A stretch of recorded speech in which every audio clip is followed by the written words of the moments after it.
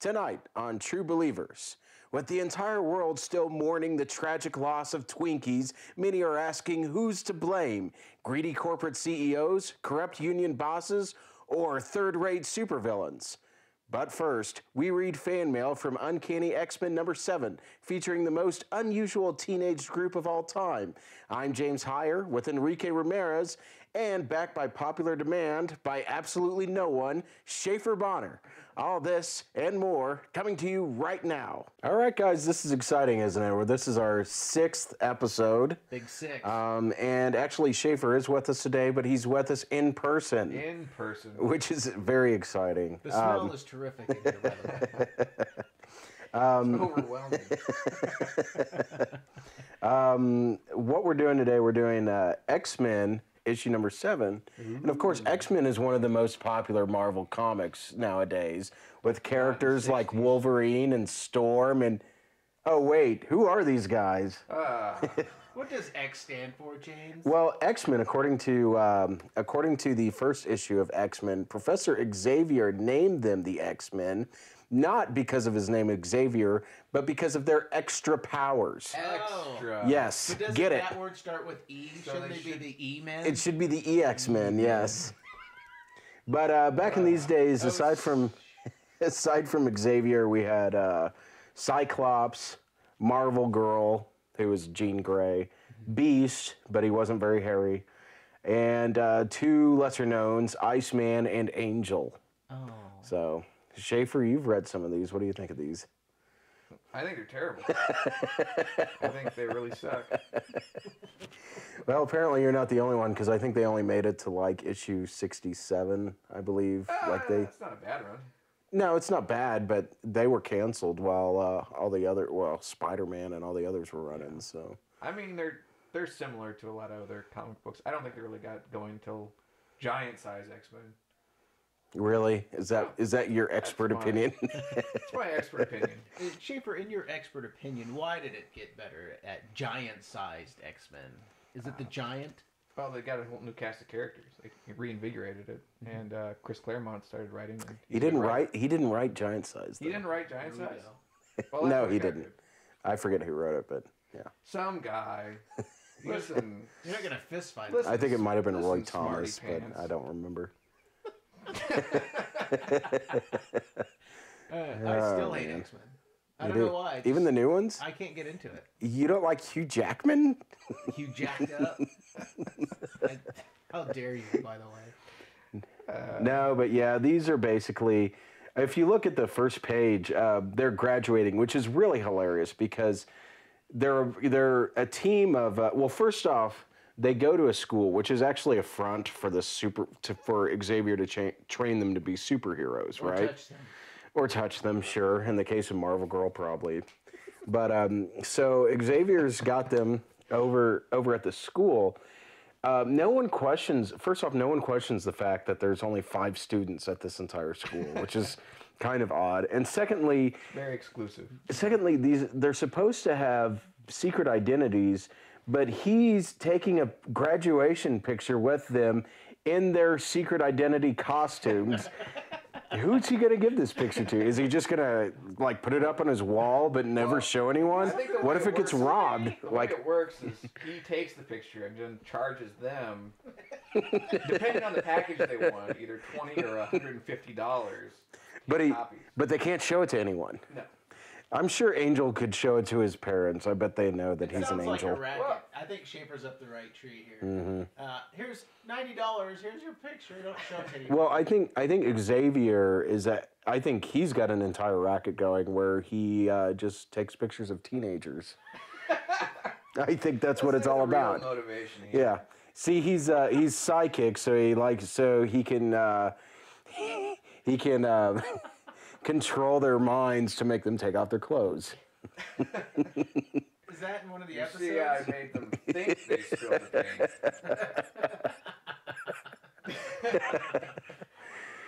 Well, I just want to point out one thing that I was surprised by going back to these old X-Men, because our generation, we grew up with the X-Men, the comics from the 90s and the 90s TV show, and then the movies and the 2000s, and those are all centered around like social social issues and race issues that are thinly disguised as like mutant issues. And you go back to the 60s at the genesis of the X-Men, and none of that's there. You're wrong, actually, because he's training these mutants to be good mutants to save humanity from evil mutants. Just like, for instance, gays, they want to train each other not to be evil gays. You see? You see, Xavier really is the Martin Luther King of mutants. No, I agree. It's totally stupid. Now, the Brotherhood of Evil Mutants, Yeah, right? yeah, the Brotherhood of Evil Mutants. Because they actually know they're evil. Yes, and they just want everyone to know we're evil. Sorry, but we're the Brotherhood of Evil Mutants. It's in the name. Yeah, we're evil. So basically what happens, actually, and I know you're not a big fan of these older ones, and I really am not either, but they start to get good after a while. I think this is... No one's really enjoying this right now. No, I think this is probably the first one that I sort of enjoyed.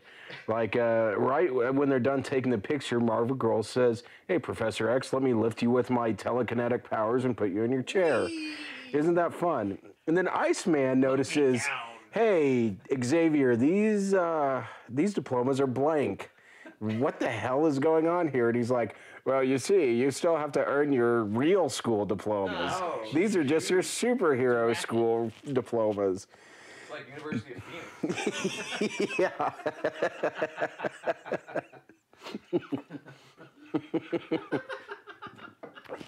We're actually starting something new on this show. For the first time ever, we are doing this show completely sober. So.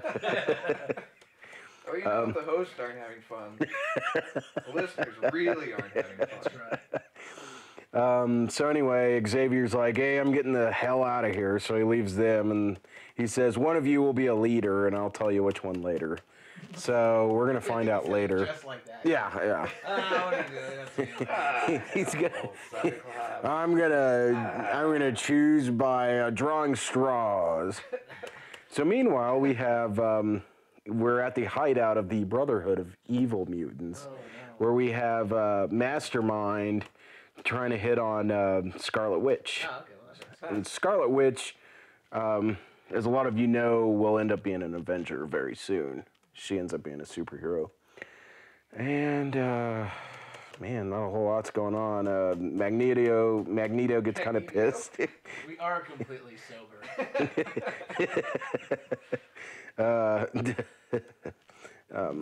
Let's see.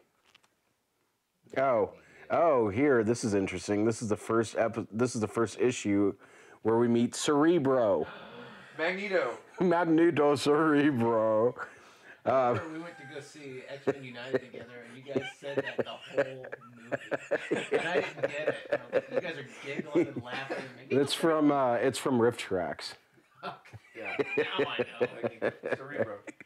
You're like, "I'm trying to enjoy the movie." No, I couldn't understand what the hell you guys were talking about. You were pretty drunk. Yeah, that's usually how it goes. Okay, so so we meet Cerebro, and surprise, surprise, Xavier's going to make Cyclops the new leader. What? Hooray! Yes. But he didn't even graduate. He graduated from superhero school. Oh. That's good enough. Whatever. He graduated from the University of Phoenix. Dark Phoenix. So yeah, Xavier's gone.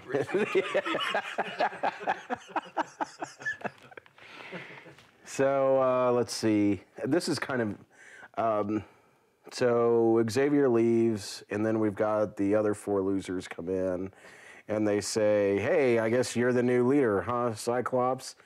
And Cyclops actually tells them that even though he is the leader, he actually didn't want the position. This wasn't something he was looking for. And in fact, he actually had been, prior to this, looking for a cure for his mutant condition.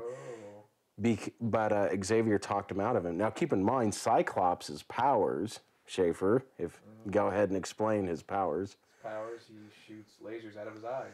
But he always has to wear that protective goggles so he doesn't kill anybody he's looking at. Right. Which sounds like Which sounds like a power that kind of sucks and you would want to cure for, but Xavier's like, no, Stop that. you have to be a mutant. Cool. You just have to wear cool glasses. That's not really. I wear cool glasses. I think it's really fun to see that we actually have a little bit of character development here going on. Oh, yeah. Probably for the first time in the entire comics of X-Men. Ever. Yeah, no, seriously. Magneto breaks Blob out of the circus. Let's see what happens after that. All right, here's where things get really interesting. No, they don't. No, they get pretty weird. Apparently, the other 4 X-Men decide they want to go to a beatnik coffee shop. Oh, boy. So they go there, and these pot-smoking hippies tell Beast, like, go ahead and take your shoes off and enjoy. And then they see he has these giant shoes, or these giant feet. And what do? They start drawing pictures on his feet. They start painting them. Crazy beatniks. Yeah, pretty weird. They played the bongos while they were doing it. These are the adventures of the X-Men, everyone. Marvel Girls bongos. These are the adventures of the X-Men in Greenwich Village. Let me tell you something, man. Man, I knew this guy. Got big feet. Ooh. Well, I can tell you how this issue ends. They end up fighting Magneto and the Brotherhood of Evil Mutants, and then the Brotherhood escapes. The end. That's the way they've all ended thus far. So, so we're going to go ahead and get on to mail. I think it was actually a good idea to like have a group of teenagers with weird powers, but I don't know. It just kind of, and maybe it's because we know the later X-Men so well that it's hard to compare. I think that's the lens that I was looking through. I was just surprised to find it. Because I mean, really, but at the same point though, this one is still like a lesser Fantastic Four at this time. Like it's not as good as Fantastic Four, but it's similar. Well, and still a little different. It's still got a little bit of the angst that Spider-Man has, but not as much. So it's never the master of its domain. Right. Yeah. In one of my extensive research sessions on Wikipedia, I actually found out that Stan Lee he said he created the X-Men because he got tired of inventing powers. Like, well, what if they were just born with powers? What about that? You think he's in a room by himself, talking out loud? How are these powers, Stan? Gamma rays? Look, they were just born that way. Okay? I mean, it might as well, because the origin stories after a while, it's like, oh, okay, it's some sort of fucking radiation, all right? Yeah, exactly. Jeez. Well, let's get to the letters here. They call their letters, let's visit the X-Men. Why couldn't they call it? Hey, they've done puns with everything else. Like, why couldn't they call it exciting mail? Exciting I mean, mail. And then spell it M-A-L-E. Exciting mail. Triple exciting mail. Dude, we're not talking about your video catalog, okay, all right? Sorry. Well, I'm working on another podcast called that. So. Yes. I listen to that. You're in the first episode. Ho-ho! Hey-oh! Tally-ho! It looks like this first letter is from a lady. Miss Laura Franklin from Whitehead, Grand Manan, New Brunswick, Canada. Dear Stan and Jack, I have never before written a fan letter. Why do people need to say that? Who cares? I open all of my fan letters with that line. I've never written a letter before in my life.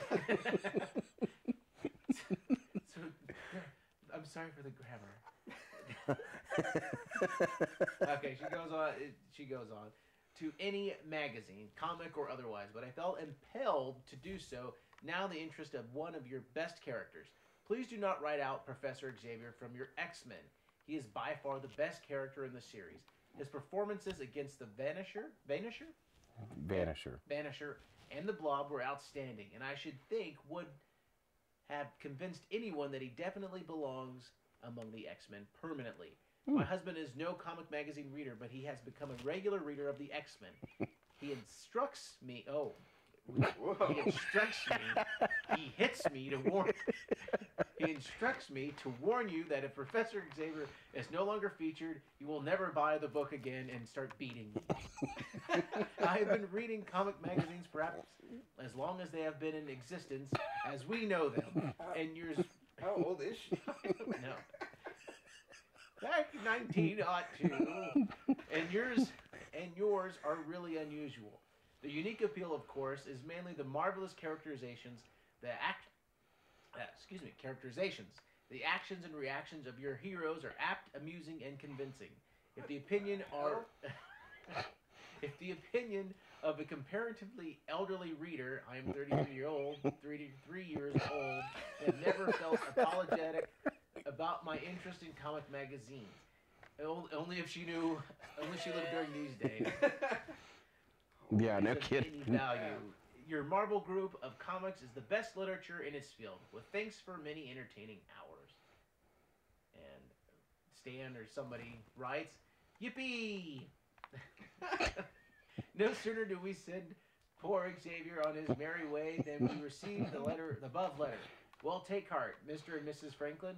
We haven't seen the last of old high forehead. He'll keep popping up again, as most of our characters seem to do, when you least expect them. Good letter. Jesus. Jesus. Man. Sometimes I They'll forget keep these, popping up again. sometimes I forget the time frame when I'm reading these when they were written. Kind of 33-year-old trying to please her husband. With comics. You write Boy, that Stanley. You tell him you think it's rid of Professor X. Boy, All the right. times sure have changed, haven't they? Wow, right? Wow. All right, I guess I'll read the next one. All right. Dear Stan and Jack, give each X-Man a separate costume. Often the mutants who the X-Men are fighting are more colorful than the X-Men themselves. Colorful. Another fan told me this, and I think he's right. Separate costumes would make the X-Men much more exciting than they already are. Well, keep up the good work. I think that you've already got something here with the X-Men. It's the best mag that you've got at Marvel, and the only thing that may be able to beat it is your new mag, Daredevil. That's interesting. The X-Men never do get separate costumes in the future. They always dress in yellow. Well, they're a team. A team should have. Like a football team. Yeah. No, they really do get separate costumes in the Claremont days, which kind of makes less sense. Giant size. Yes. Yes. There's that word again. Giant sized. Well, there's also the comic book Man Thing, which leads to my favorite giant sized Man Thing. Oh! I'd like to get my hands on one of those. We should look at the legend thing. No. God. Dear Stan and Jeez. Jack. Hold on. Hey. Oh, God, it is. Hey. No, but giant. Dear sized Stan man and thing. Jack. This was nothing what I thought. How dare you? I want my 25 cents back. Check out our latest issue of Giant Sized Man Thing. Dear Stan, I thought that Giant Sized Man Thing was not a comic.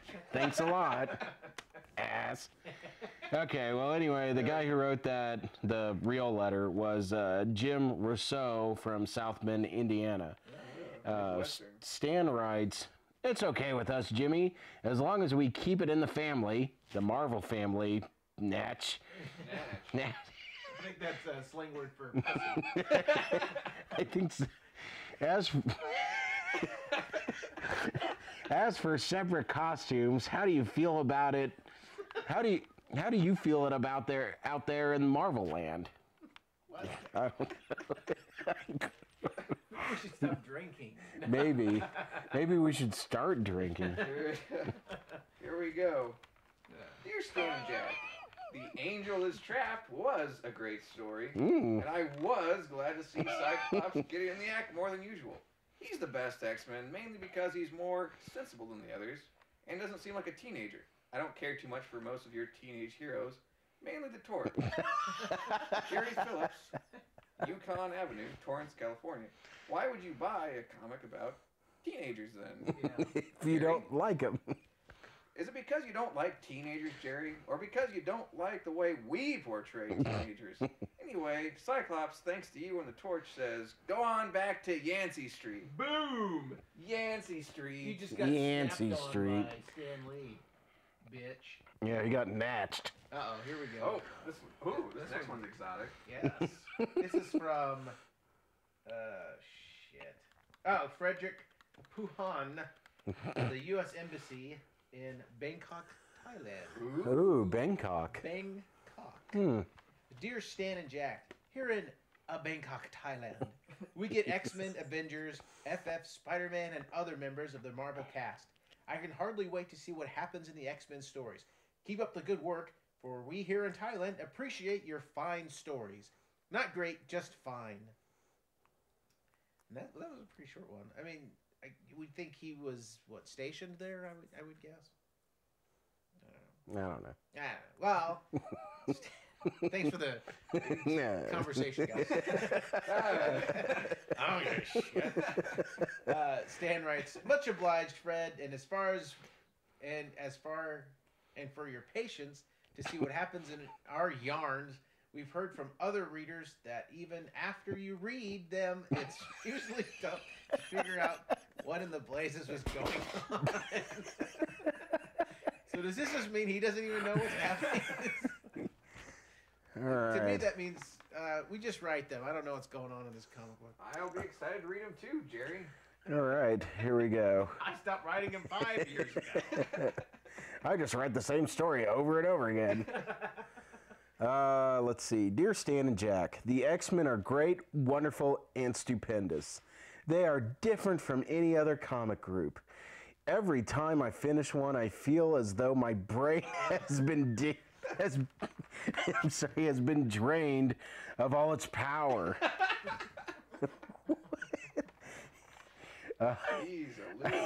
I just sit there in a trance for a while. Number 5 was the best yet, what with Professor X and the final exam. That seems... Guys, this damn pop quiz. Final exam. I feel the X-Men will rise to new heights in the Marvel age of comics. Everyone is talking about Beatlemania. It should be Marvel Mania.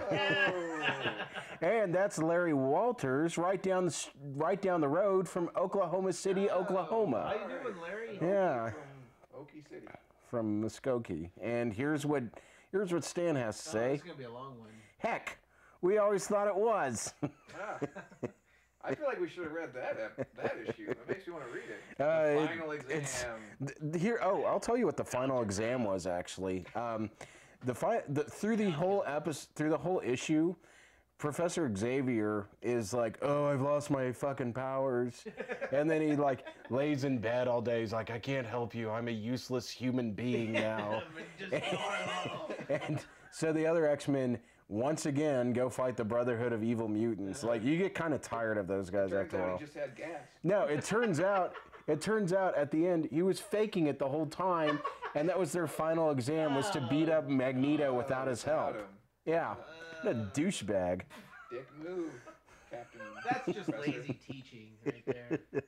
You get it. You dork. Shut the front door on that story. I'll see how you survive with a substitute teacher.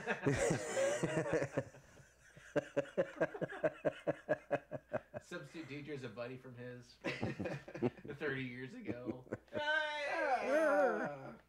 We called him.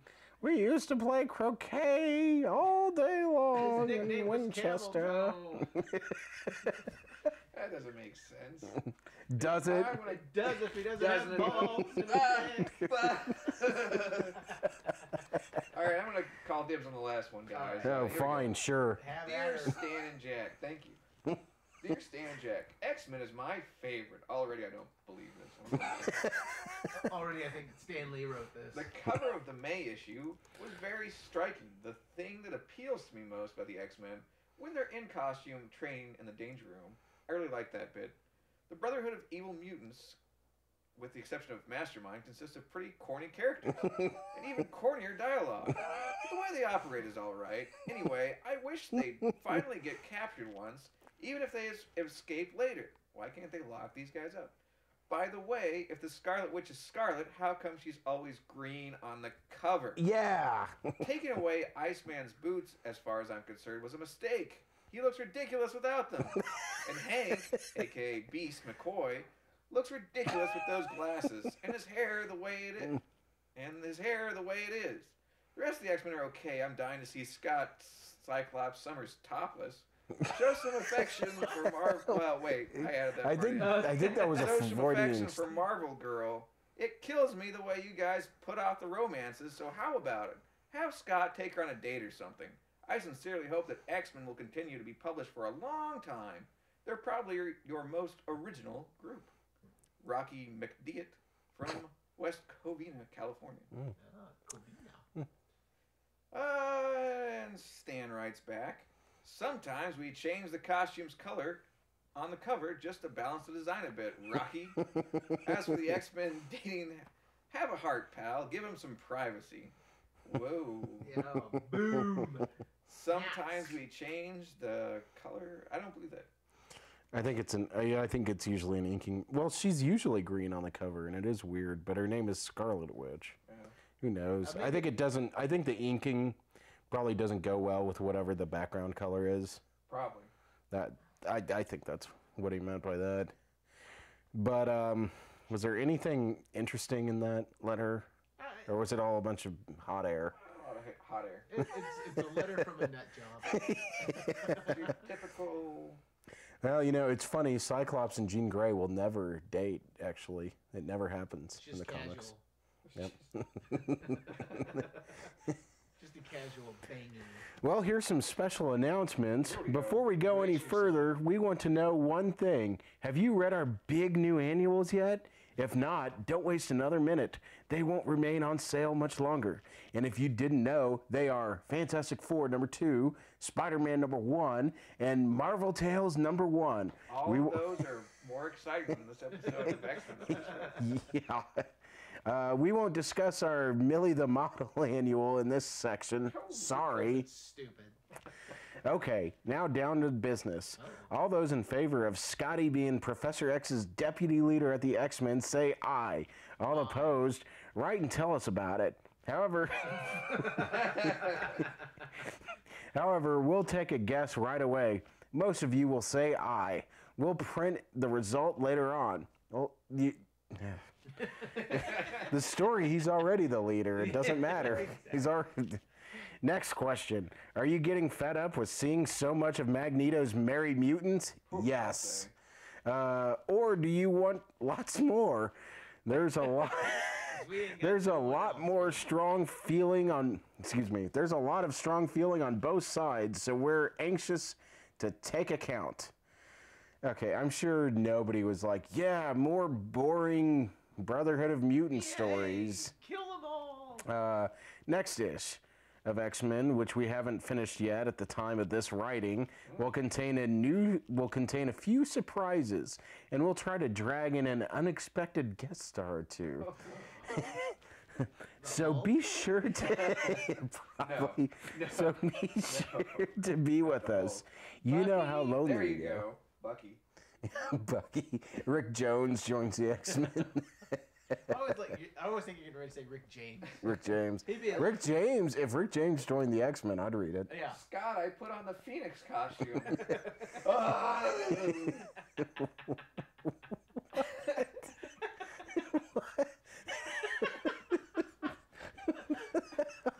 Well, that was fun reading X-Men mail. Wasn't that exciting? X-mail. The mail was a lot more exciting than the comic. It was extra exciting. It was.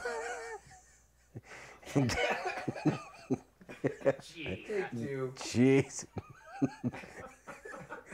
Well, anyway, let's move on to the Hostess ads. Starting in 1977 and then throughout the 80s, they used to do Hostess ads in comic books. And what would happen was a character like Spider-Man or whatever would fight a villain. Usually the villains were made up. They weren't actual villains from the comics.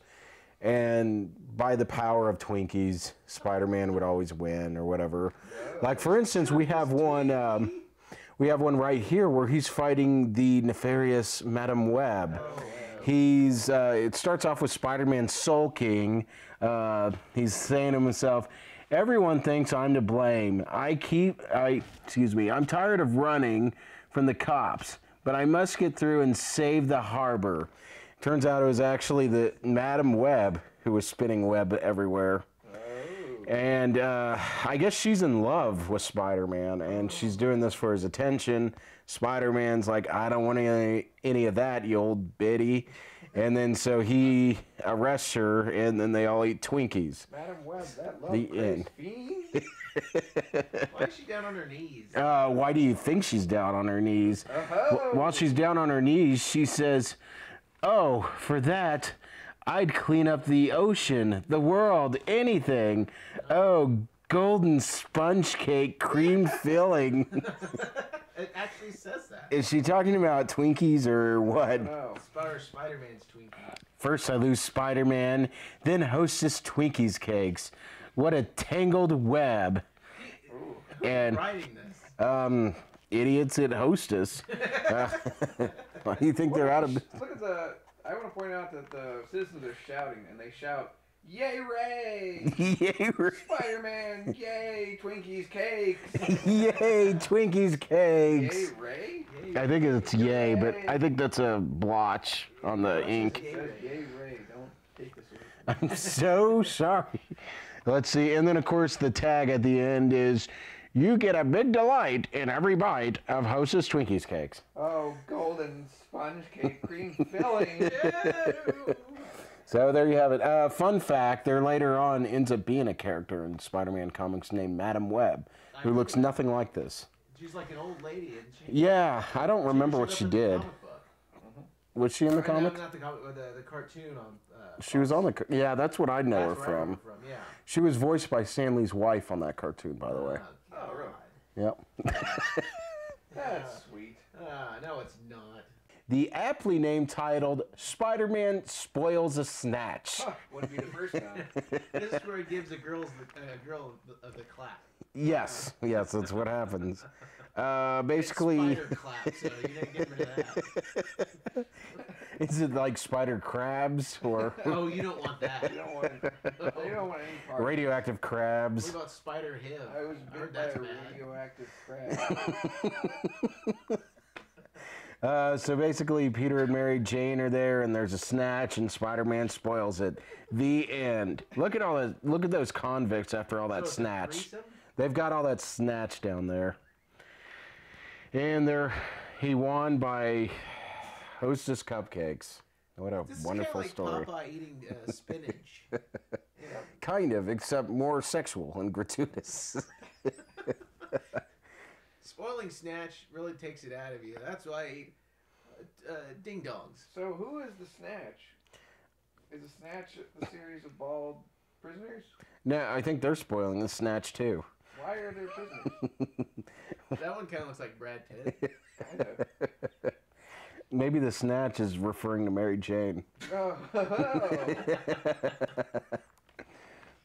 There is a pretty happy policeman standing behind Mary Jane. Yeah. And she He's says, like, "Parker, you missed all the excitement." Then The policeman's just smiling. Well, Parker looks at the policeman and says, "Already spoiled that snatch officer."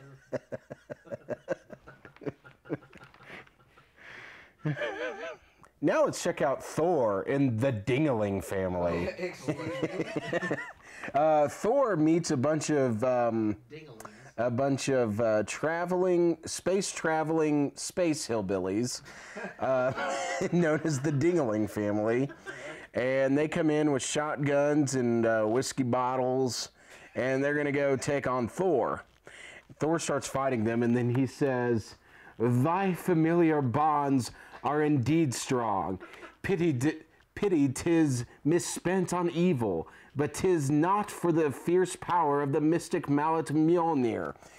Basically, that's translated from Asgard as, "Dude, you guys screw your cousins. I'm gonna beat the crap out of you." It's hammer time.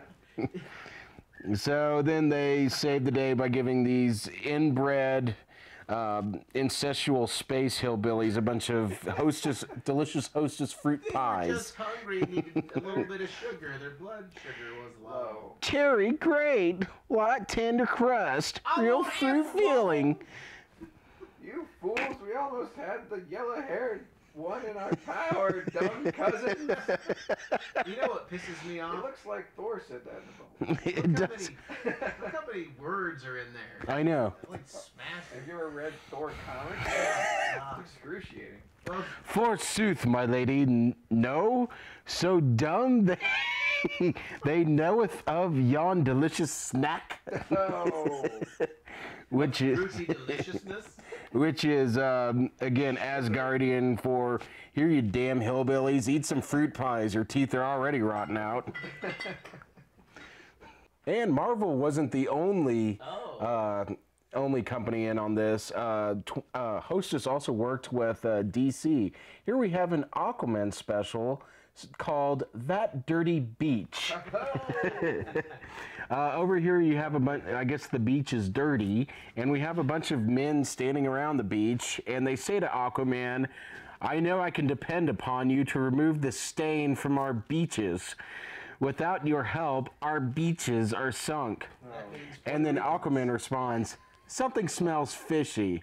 I'll investigate. You can depend on me. Then some other guys say, without the beaches, who will buy suntan lotion? No beaches, nobody buys bathing suits. Aquaman says, well, I just got out of the water. I guess we can go back into it. Jeez. So then Aquaman, it seems to have a lot more with dirty beaches than anything else. Two messages here. Yes. So Aquaman goes into the water and he meets some fishy guy named, it doesn't matter. He fights him. He tells the villain tells him that the reason why he's making everyone's beaches dirty is because they've been polluting the ocean and killing the fish. So Aquaman tells him, two wrongs don't make a right, and then he appropriately decks him in the face. And then afterwards they realize the answer is to negotiate with Slidjack, but you'll need pretty good bait to get him to the bargaining table, which of course is Twinkies, and they all sit around eating delicious Hostess Twinkies. Gifts from Atlantis, mother. Who would have known a 50-cent snack treat would stop this problem? Who indeed? Try giving these to Dr. Doom?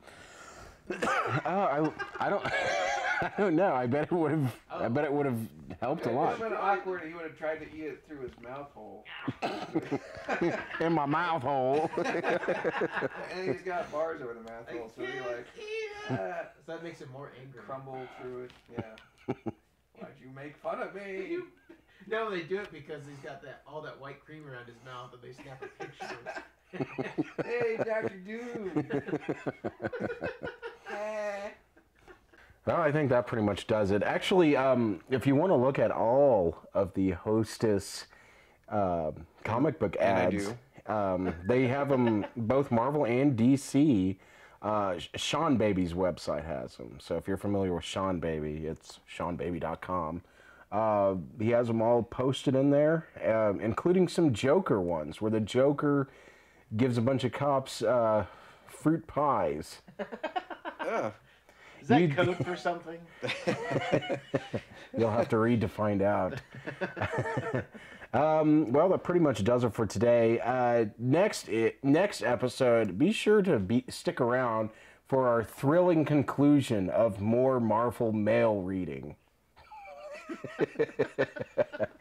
You can really sell it, James. Anyway, this is James Heyer. Enrique Ramirez. Schaefer Bonner. True Believers. Have a good day.